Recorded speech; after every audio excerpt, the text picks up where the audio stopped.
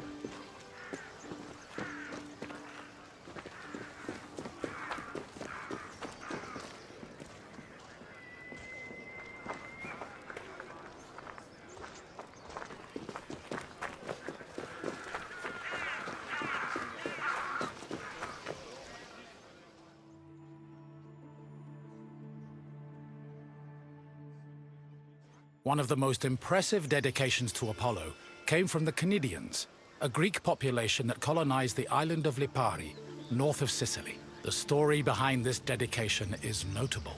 The Cnidians were at war with the Etruscans in the Tyrrhenian Sea. Seeking a good omen, the Cnidians consulted the oracle, and following her advice, they successfully captured 20 enemy ships. To thank Apollo, they offered the god the same number of statues as ships seized.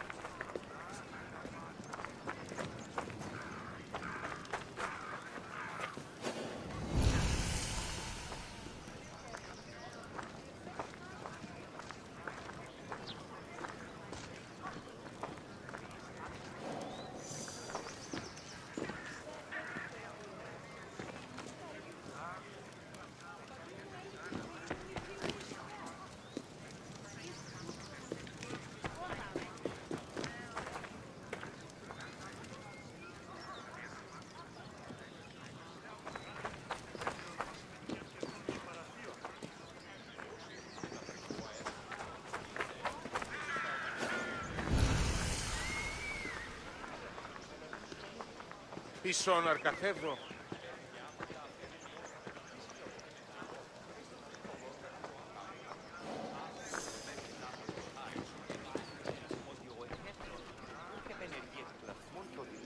Αλλά επί των δεδομένων, ο νους εστί ως περικύπελο.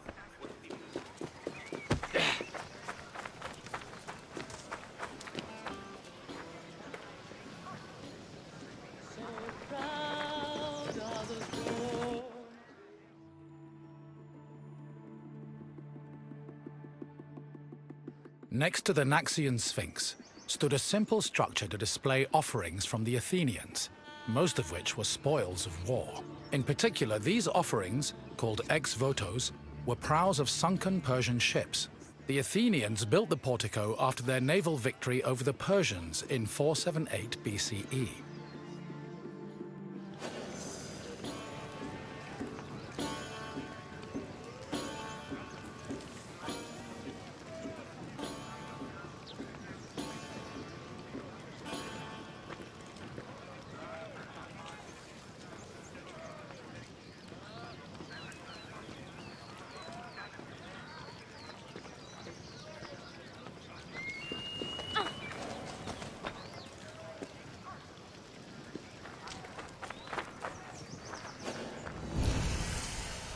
Ανυπόφορον εστιν ώρα.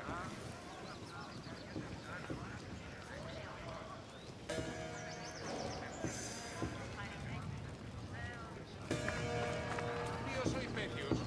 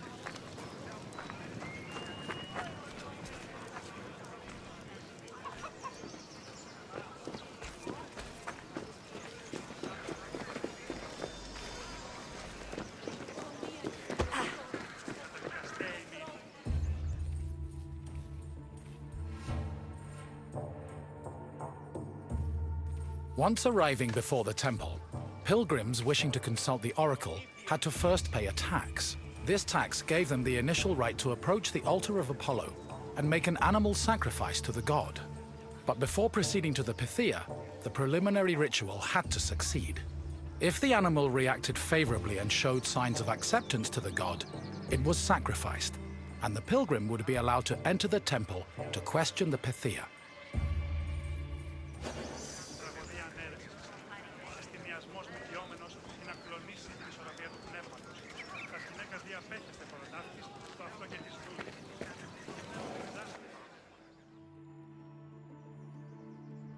At last we arrive at the Temple of Apollo, where the oracle relayed her prophecies. The temple was the final destination of those seeking an audience with the Pythia, and its appearance matched the majesty of its purpose. Atop its imposing columns, the structure's pediments displayed famous mythological scenes, sculpted by the renowned Greek artist Antenor. But as grand as the temple looked from the outside, it paled in comparison with what happened within.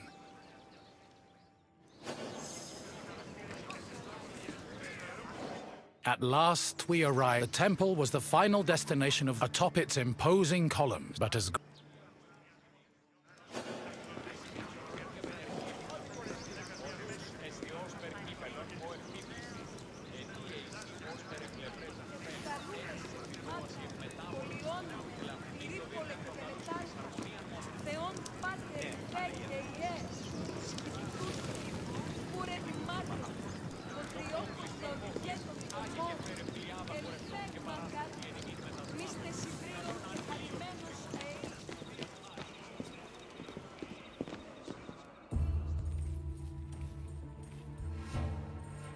prophecies were given in the most restricted part of the temple, the Aditon, by a chaste woman known as the Pythia.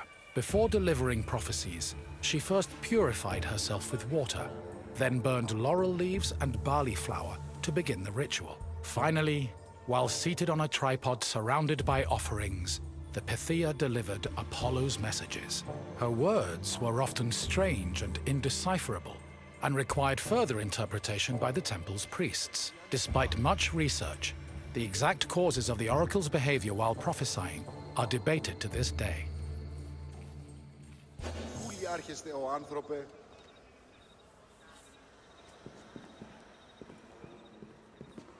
Τι να σε πάβει τούτο?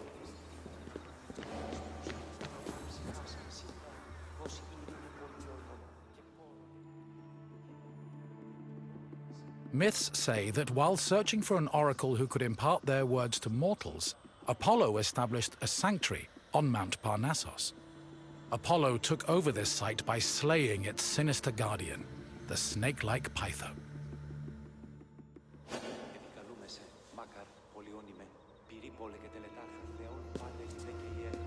Πάυσε πάρα αυτά.